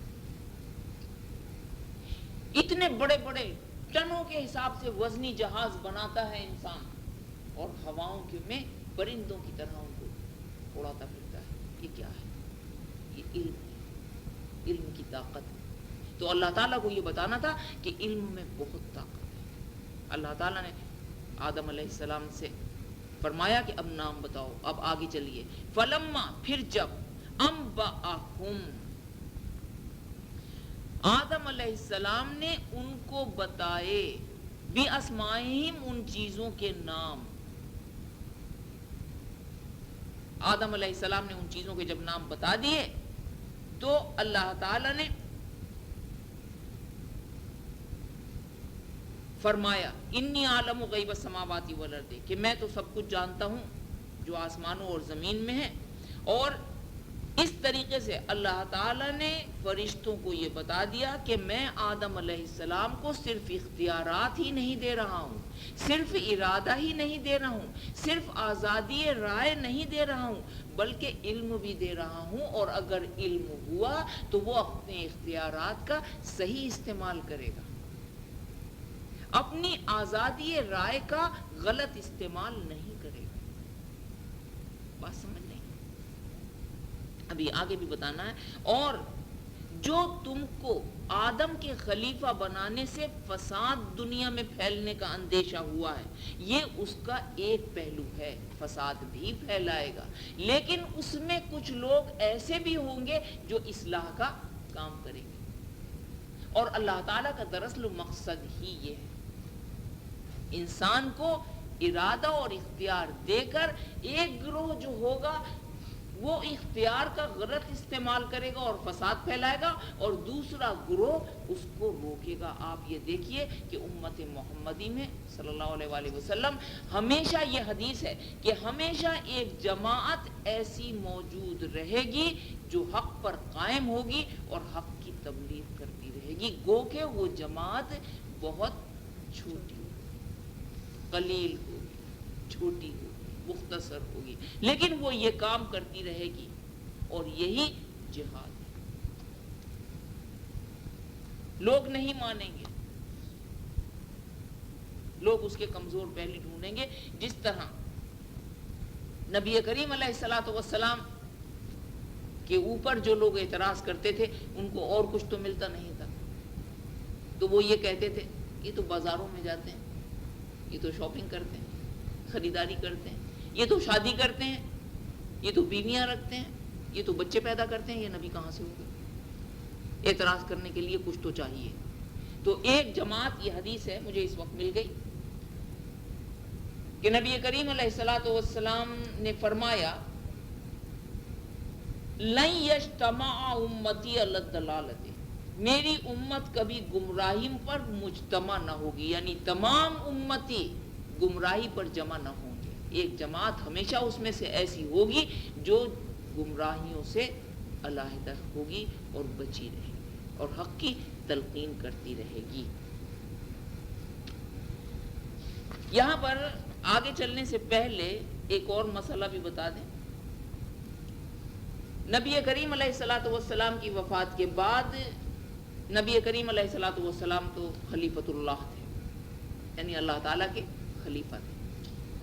اللہ تعالیٰ نے جو نظام دنیا میں قائم کرنا تھا اس نظام کو نبی کریم علیہ الصلوۃ والسلام نے قائم کیا، اور لوگوں کی اخلاقی اور معاشرتی اور معاشی ہر قسم کی جو بھی زندگی میں ضرورتیں پیش آتی ہیں ان کی تربیت کی. سمجھ گئے؟ تربیت کرنا یعنی آپ نے ایک طریقے کا ایک ٹریننگ کورس کیا کہ دیکھو کس طریقے سے خاندان والوں کے ساتھ رہنا ہے، کس طریقے سے تم کو تجارت کرنا ہے، روزی کمانا ہے، کس طریقے سے آپس کے معاملات کو طے کرنا ہے، اور کس طریقے سے اللہ تعالیٰ کے سامنے اپنے کو پیش کرنے کے لیے اپنے کردار کو تیار کرنا ہے، کس طریقے سے اللہ تعالیٰ کی عبادت کرنا ہے. اس لفظ پہ ذرا غور کیجیے گا. ہمیں اب جو آج کل ہم عبادت کرتے ہیں وہ اس طریقے سے نہیں کرتے جس طریقے سے نبی کریم علیہ الصلوۃ والسلام نے کی تھی، بلکہ ہم نے اب اللہ کو عبادت یاد کرنے کے، اللہ کی عبادت کرنے کے طریقے اپنے آپ رائج کیے ہیں. عید میلاد النبی منا لیا، 11ویں شریف کی فاتحہ دلا دی، دیغیں پکوا لی، بٹوا دی، داتا صاحب کے دربار پہ جا کر 2-4 دیغیں بٹوایا ہے، صدقہ کرائے. اللہ کو خوش کرنے کے طریقے ہم نے اپنے آپ اختیار کیے. نعوذ باللہ ہم یہ سمجھتے ہیں کہ اللہ تعالیٰ کو اتنا علم ہی نہیں تھا جتنا ہمارے پاس ہے. سمجھ گئیں؟ تو یہاں پر آگے چلنے سے پہلے یہ بتا دوں آپ کو کہ نبی کریم علیہ الصلوۃ والسلام کے بعد جو خلیفۃ الرسول مقرر ہوئے 4 صحابہ، حضرت ابوبکر صدیق رضی اللہ تعالیٰ عنہ، حضرت عمر فاروق رضی اللہ تعالیٰ عنہ، حضرت عثمان غنی رضی اللہ تعالیٰ عنہ، حضرت علی رضی اللہ تعالیٰ عنہ. ان چاروں خلفاء نے اپنی زندگی میں اپنی سی پوری کوشش کی کہ اللہ تعالیٰ جس نظام کو قائم کرنا چاہتے تھے اور جس نظام کو نبی کریم علیہ الصلوۃ والسلام نے قائم کیا، اسی نظام کو وہ قائم کریں اپنے وقت پر، پوری کوشش کی۔ اللہ نبی کریم علیہ الصلوۃ والسلام کی ایک حدیث ہے کہ آپ نے فرمایا اپنے خلفاء کے بارے میں کہ میرے بعد جو بھی خلفاء ہوں گے، ظاہر ہے کہ رسول اللہ صلی اللہ علیہ وآلہ وسلم اپنی حیات میں خلفاء مقرر کر کے نہیں گئے تھے۔ آپ سمجھ رہے ہیں، وفات سے پہلے آپ نے یہ نہیں کہا تھا کہ میرے بعد ابو بکر کو خلیفہ بنانا، اس کے بعد عمر کو بنانا، کچھ نہیں، انتخاب ایسے نہیں ہوا تھا۔ وہ کبھی اللہ تعالیٰ نے زندگی دی اور موقع ہوا تو وہ سب آپ کو بعد میں بتاؤں گی۔ ابھی جو کام کی بات ہے وہ یہ ہے کہ رسول اللہ صلی اللہ علیہ وآلہ وسلم نے اپنی حیات طیبہ میں یہ فرما دیا تھا، علیکم بسنتی و سنت الخلفاء الراشدین، میری سنت کو لازم پکڑو اور خلفاء راشدین کی سنت کو لازم پکڑو۔ لہٰذا جو لوگ اپنے عمل کو رسول اللہ صلی اللہ علیہ وآلہ وسلم کی سنت کے مطابق بناتے ہیں اور اس کے بعد اگر کوئی عمل ایسا ہے جو آپ کی سنت میں نہیں ملتا تو دیکھتے ہیں کہ خلفاء راشدین کی سنت میں تھا، سنت مانے طریقہ، اور اس پر عمل کرتے ہیں، انہی کو اہل سنت و جماعت کہا جاتا ہے۔ اب آج کل اہل سنت و جماعت کی ڈیفینیشن ہی بدل گئی۔ آج کل اہل سنت اور جماعت وہ لوگ ہیں جو ہر کام سنت کے خلاف کریں، اپنی خواہش کے مطابق کریں، وہ اہل سنت و جماعت۔ ورنہ اہل سنت و جماعت کی تعریف یہی ہے کہ وہ کام آپ کا فرمان ہے، یہ میرا کہا ہوا نہیں ہے۔ نبی کریم علیہ الصلوۃ والسلام کی حدیث ہے کہ میرے بعد آپ نے فرمایا کہ لوگ فرقوں میں بٹ جائیں اور وہ سب جہنم میں جانے والے ہوں گے علاوہ ایک فرقے کے۔ تو صحابہ کرام نے سوال کیا کہ یا رسول اللہ اس ناجی فرقے کی پہچان کیا ہوگی؟ ناجی مانے نجات پانے والے۔ تو آپ نے فرمایا کہ جو میرے اور میرے خلفاء یا میرے صحابیوں کے طریقوں پر عمل کریں۔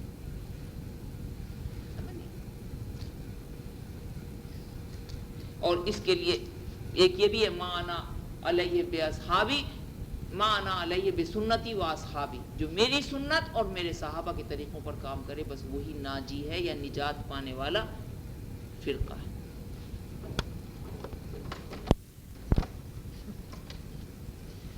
وَإِذْ قُلْنَا لِلْمَلَائِكَةِ اسْجُدُوا لِآدَمَ فَسَجَدُوا إِلَّا إِبْلِيسَ أَبَى وَاسْتَكْبَرَ وَكَانَ مِنَ الْكَافِرِينَ۔ یہ تھی سورۃ البقرہ کی آیت نمبر 34۔ ترجمہ اس طرح ہے، وا مانے اور، از مانے جب، قلنا مانے ہم نے کہا۔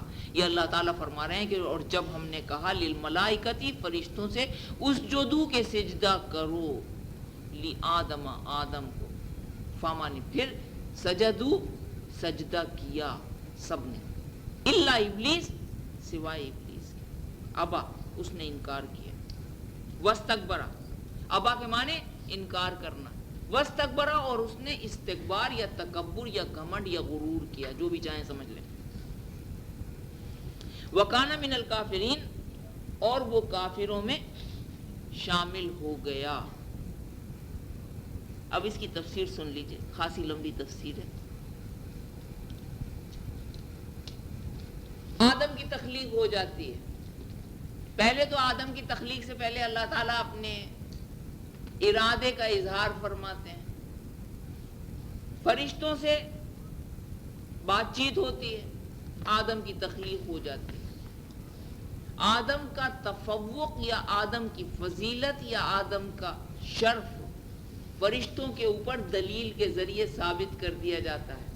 اس کے بعد جب سب کچھ ہو گیا، اب اللہ تعالیٰ حکم دیتے ہیں فرشتوں کو کہ اب تم آدم کو سجدہ کرو۔ سمجھ گئیں؟ قلنا للملائکۃ اسجدوا لآدم، آدم کو سجدہ کرو۔ اب آدم کو سجدہ کرنے کا مطلب کیا ہے، اس کی تشریح پہلے بتا دیں، اس کے بعد آگے چلیں گے۔ آدم کو سجدہ کرنے کا مطلب یہ تھا کہ تم ابھی تو تم نے زبان سے اقرار کیا ہے کہ آپ زیادہ جانتے ہیں، آدم کو زیادہ علم ہے، اب اپنے عمل سے بھی تم یہ ثابت کرو کہ آدم تم سے افضل ہے. اپنے عمل سے بھی یہ ثابت کرو. لہذا کسی کی فضیلت کو تسلیم کرنے کے لیے اس کے سامنے جھکنا پڑتا ہے. جھکو. اب سجدے کے دو معنی ہو سکتے ہیں. عملاً سجدہ کرنے کو کہا گیا ہو کہ سر کو زمین پر ٹیک دو آدم کے سامنے، اور سجدے کے معنی یہ بھی ہو سکتے ہیں کہ اس بات کا جھک کر اعتراف کرو اپنی زبان سے کہ میں آدم کے ہر کام میں اس کی مدد کروں گا. کیوں؟ کیونکہ اللہ تعالی نے تمام کائنات کو غور سے سن لیجئے، آدم کے لیے مسخر کر دیا ہے، یعنی آدم کے قابو میں کر دیا. آدم سے مراد نسل آدم کے قابو میں کر دیا ہے کہ وہ اس کو جس طرح چاہے اس طرح مولڈ کر سکتی ہے اور جس سے جو چاہے وہ کام لے سکتی ہے. اسی طرح کائنات میں، دنیا میں جو فرشتے دنیا کے زمین کے کاموں پر مامور تھے، ان فرشتوں کو بھی کہا گیا کہ تم ان کے لیے مسخر ہو. اگر یہ نماز پڑھنے جائیں تو تم ان کو نماز تک لے کر جاؤ گے، یہ سجدہ کریں تو تم ان سے سجدہ کرواؤ گے، یہ روزہ رکھیں تو تم ان کو روزہ رکھنے میں ان میں تقویت دو گے، اور یہ چوری کریں تو تم ان کی چوری میں مدد کرو گے. اگر انسان چوری کرتا ہے، ڈاکہ ڈالتا ہے، لڑائیاں کرتا ہے، قتل کرتا ہے، تو فرشتوں کو ان کا مسخر کر دیا گیا ہے. فرشتے اللہ تعالیٰ کی وہ ٹیم ہے جو انسان کو اس کے کام کرنے میں اس کی مدد کرتے ہیں. اس کا مطلب یہ ہوا. بات سمجھ گئی؟ یا اگر نہیں سمجھ میں آیا ہے تو آپ پھر سے مجھ سے پوچھ لیجئے.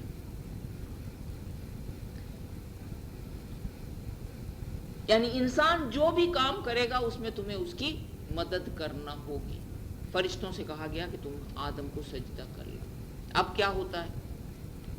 فسجدوا، سب نے سجدہ کر لیا، الا ابلیس، سوائے ابلیس کے.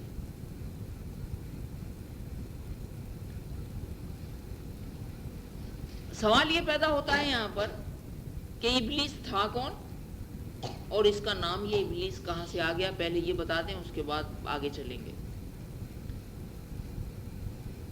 ابلیس جنوں میں کا ایک جن تھا، اور یہاں پر آپ کے ذہن میں یہ خیال پیدا ہو سکتا ہے کہ اللہ تعالیٰ نے تو صاف لفظوں میں یہ فرمایا ہے کہ اِذْ قُلْنَا لِلْمَلَائِكَةِ اسْجُدُوا، کہ جب ہم نے فرشتوں سے کہا کہ سجدہ کرو تو جنوں کو تو شامل ہی نہیں کیا تھا، تو جن کہاں سے ہو گیا فرشتہ؟ یہ ابلیس جن کہاں سے ہو گیا؟ آپ کے ذہن میں یہ سوال پیدا ہو سکتا ہے، اور اکثر لوگ مجھ سے یہ سوال کرتے ہیں. اور ہمارے یہاں ہماری بدنصیبی کہیے کہ وہ طبقہ دین کی خدمت انجام دیتا رہا جس کو دین کا علم نہیں تھا. بہت افسوس کے ساتھ یہ بات کہنا پڑ رہی ہے کہ ہمارے یہاں یہ خیال خام اس قدر عام ہے کہ ابلیس یا شیطان فرشتہ تھا، اور فرشتہ بھی ایسا کہ فرشتوں کا استاد تھا. اکثر لوگ یہی کہتے ہیں کہ ابلیس تو فرشتوں کا استاد تھا. اب علم کی جہاں تک بات آ گئی تو جیسا کہ ابھی تھوڑی دیر پہلے میں نے آپ سے عرض کیا تھا کہ جب فرشتوں کو تخلیق کیا اللہ تعالیٰ نے، تو جس فرشتوں کی جس ٹیم سے جو کام انجام دلوانا تھے، ان فرشتوں کو اسی قسم کے علم کے ساتھ اسی وقت پیدا کر دیا گیا. ان کو علم حاصل کرنے کے لیے کسی ٹیوٹر کی ضرورت نہیں تھی.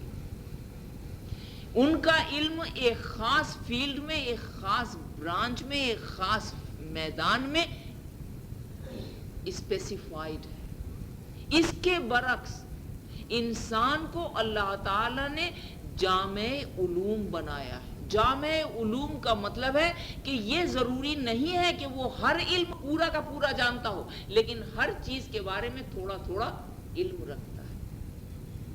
Jack of all trade but master of none, اس کو آپ یوں کہہ سکتی ہیں کہ ماسٹر آف نن ہے وہ.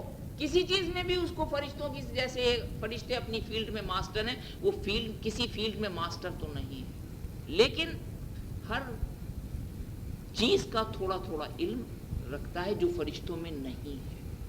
انسانی زندگی گزارنے کے لیے اس کو ہر چیز کا تھوڑا بہت علم چاہیے.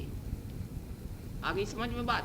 تو یہ ابلیس نہ فرشتہ تھا نہ فرشتوں کا استاد تھا. فرشتوں کو استادی کی ضرورت ہی نہیں، ٹیچر کی ضرورت ہی نہیں، اور یہ فرشتہ تھا بھی نہیں.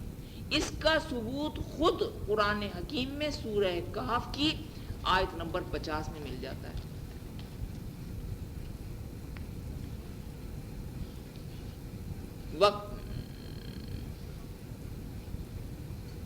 وہ ہے نا فَفَسَقَ عَنْ أَمْرِ رَبِّهِ. تو سورہ کہف کی آیت نمبر 50 میں ہے کَانَ مِنَ الْجِنِّ فَفَسَقَ عَنْ أَمْرِ رَبِّهِ. کانا وہ جنوں میں سے تھا. کانا مانے تھا، یہ آگزیلیری ورب ہے جو ہا ہے اور تھا دونوں کے لیے استعمال ہوتا ہے. سمجھ گئے؟ وہ کانا من الجن، وہ جنوں میں سے تھا. فَفَسَقَ عَنْ أَمْرِ رَبِّ، لہذا وہ اپنے رب کے حکم سے باہر نکل گیا. میں نے آپ کو بتایا تھا کہ فسق، فاسق کے معنی ہے خروج کرنے والا، اور فسق کے معنی ہے خروج کرنا یا باہر نکل جانا، اطاعت سے باہر نکل جانا. وہ اللہ تعالیٰ کے اپنے رب کی اطاعت سے باہر نکل گیا. بہت اچھا پوائنٹ ہے جس کی طرف انہیں نے اشارہ کیا، میرے ذہن سے اتر گیا تھا. وہ پوائنٹ یہ ہے کہ فرشتوں کو اللہ تعالیٰ نے اختیار اور ارادہ نہیں دیا، لہٰذا وہ اللہ تعالیٰ کی اطاعت سے انکار کر ہی نہیں سکتے. وہ تو مجسم اطاعت ہی ہیں. انکار تو وہ کرتا ہے جس میں نفس ہوتا ہے، اختیار ہوتا ہے، ارادہ ہوتا ہے، اور ذی اختیار مخلوق اللہ تعالیٰ نے انسان اور جنوں کو بنایا ہے. آ گئی بات سمجھ میں؟ تو ابلیس نے سجدہ کرنے سے انکار کیا،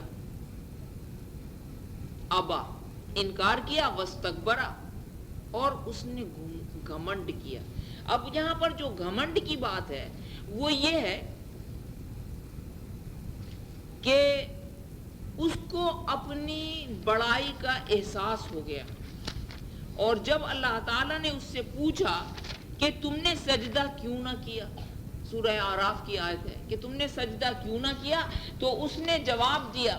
یہ سوال ہے، میں اس کو قرآن کی آیت سے ہی آپ کو بتاتی ہوں. سورہ اعراف کی آیت ہے کہ ما منعک اللہ تسجد اذ امرتک. ماں، کس چیز نے، منع اردو میں بھی بولتے ہیں، کا مانے تجھ کو، کس چیز نے تجھ کو منع کیا تھا، کس چیز نے تجھ کو روکا تھا.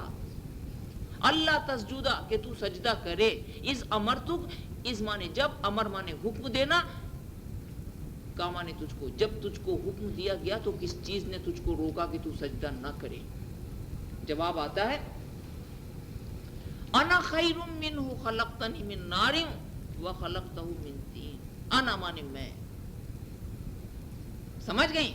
انا خیر منہ، خیر مانے بہتر، من مانے سے، اور وہ اشارہ ہے آدم کی طرف، میں اس سے بہتر. بس یہی گھمنڈ اس کو مار گیا.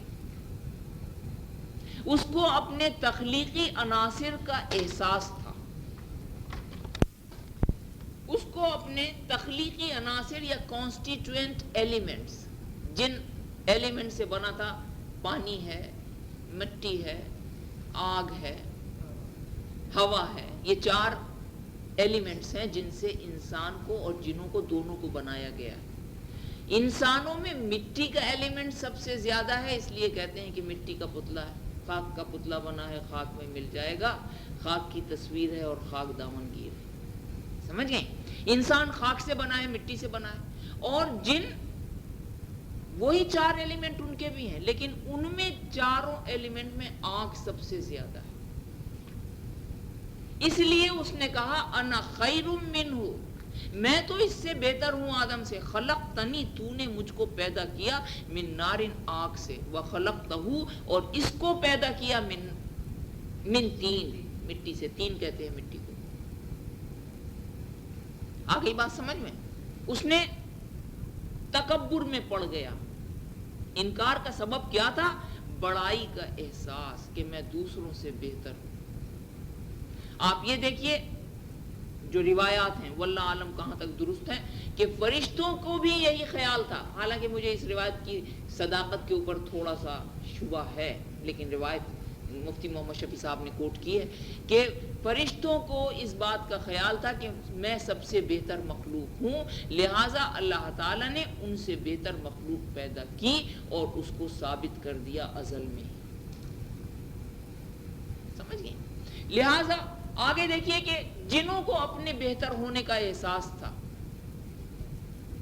اور اس میں ایک پرٹیکولر جن جس نے سرداری کی، یعنی ایک گروہ ہے جو باغی ہو گیا ہے، کیونکہ اس میں یہ ہے نا وَكَانَ مِنَ الْكَافِرِينَ، اور وہ کافروں میں شامل ہو گیا۔ اس کے دو معنی ہو سکتے ہیں، کافروں میں شامل ہونے کے دو معنی ہیں۔ ایک معنی تو یہ ہے کہ پہلے سے ہی ایک جماعت ایسی تھی جو اللہ تعالیٰ کی اطاعت سے انکار کرتی تھی، لیکن کھل کر سرکشی بغاوت نہیں کر رہی تھی۔ اس وقت ابلیس نے آگے بڑھ کر ان کی لیڈری کی اور ان کے موقف کو سامنے پیش کر دیا، چونکہ موقع کا منتظر تھے۔ سمجھ گئیں؟ ابلیس انہی میں شامل ہو گیا، اس نے اپنی جرأت مندی کا اظہار کیا، اور ان میں ایک معنی تو یہ ہو سکتے ہیں کہ پہلے سے ایک جماعت موجود تھی کافروں کی۔ دوسرے معنی یہ ہو سکتے ہیں کہ اسی وقت ایک گروہ جنوں کا ایسا ہو گیا جو اللہ تعالیٰ کی اس تخلیق پر، آدم کی تخلیق پر راضی نہیں تھا،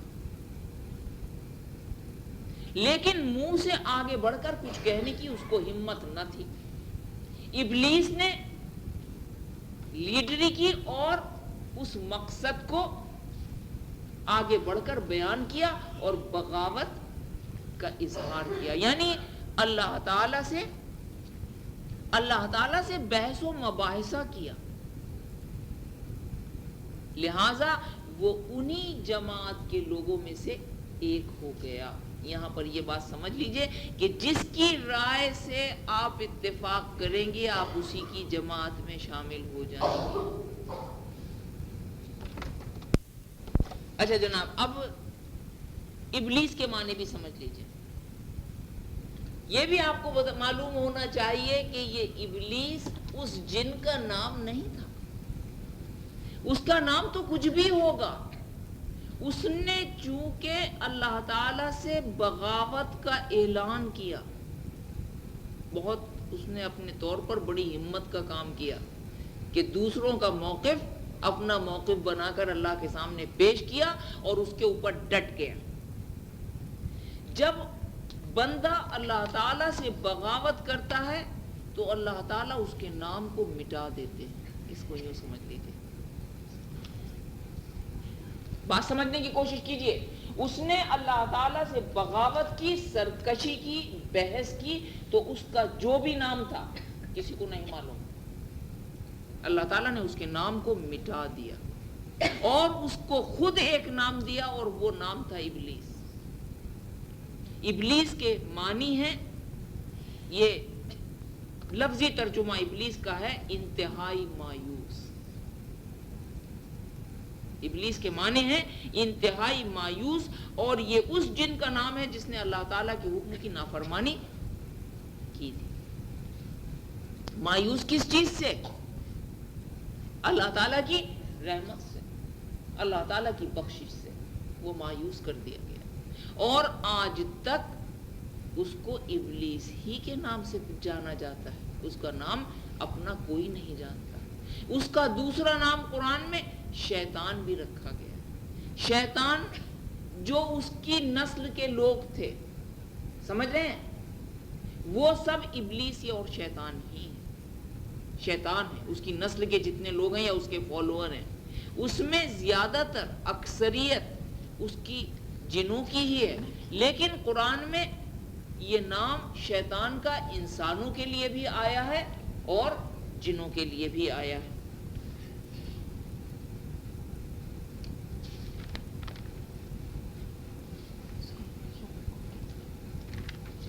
آگے چلتے ہیں۔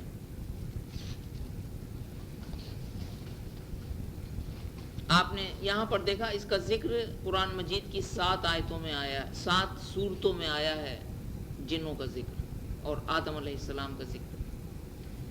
وہ ابھی اس وقت موقع نہیں ہے، آگے چلتے ہیں۔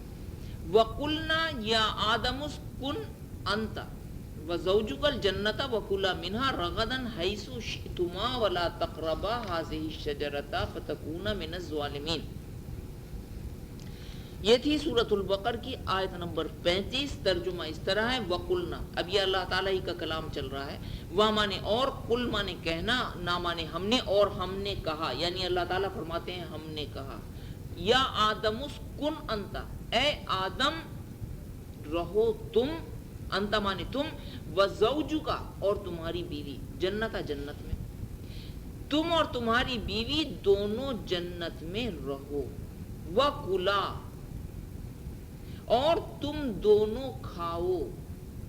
یہ کلا مانے تم دونوں کے لیے، کھانے کے لیے آیا ہے، تم دونوں، دو کا صیغہ ہے، تم دونوں کھاؤ، منہا اس میں سے، یعنی جنت کے کھانے میں سے، رغدن بفراغت۔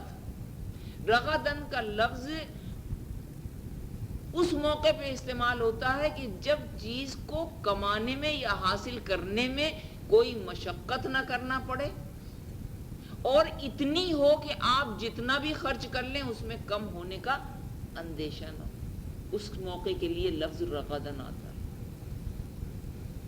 سمجھ گئی؟ بے محنت کی آپ کو ایک چیز ملے اور اتنی ملے کہ کتنی بھی خرچ کر دیں اس میں کوئی کمی واقع نہ ہو۔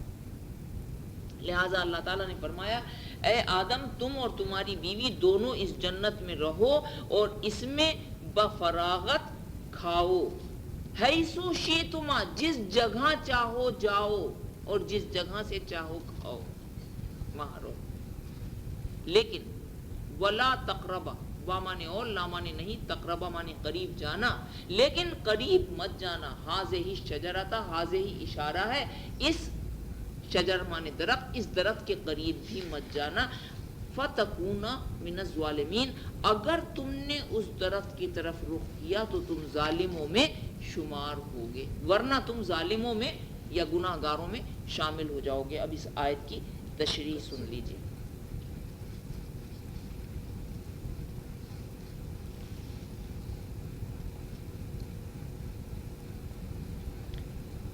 ہاں، اب آپ دیکھیے کہ آدم علیہ السلام کی تخلیق کے بعد اللہ تعالی نے آدم علیہ السلام کو ایک ایسی جگہ پر رکھا ان کے رجحانات یا ان کے ایپٹیٹیوڈ کا ٹیسٹ کرنے کے لیے۔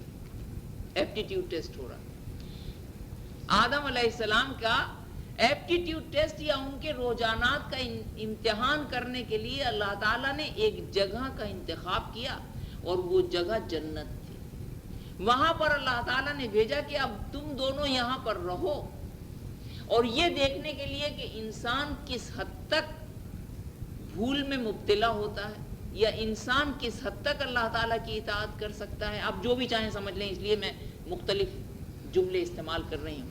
یا انسان لاکھ کوشش اور احتراز کے باوجود بھی کبھی کبھی غلطیاں کر لیتا ہے، نہ چاہتے ہوئے بھی ملوث ہو جاتا ہے گناہوں میں۔ یہ سب امتحان کرنے کے لیے اللہ تعالیٰ نے ایک بہت ہی خوبصورت مقام کا انتخاب کیا، اس کا نام تھا جنت۔ اور اس خوبصورت مقام میں ہر چیز اللہ تعالیٰ نے فراوانی سے مہیا کر دی۔ آدم علیہ السلام اور ان کی بیوی سے کہا جہاں دل چاہے تمہیں جانے کی آزادی ہے۔ اس سے انسان کی فطرت کو بتایا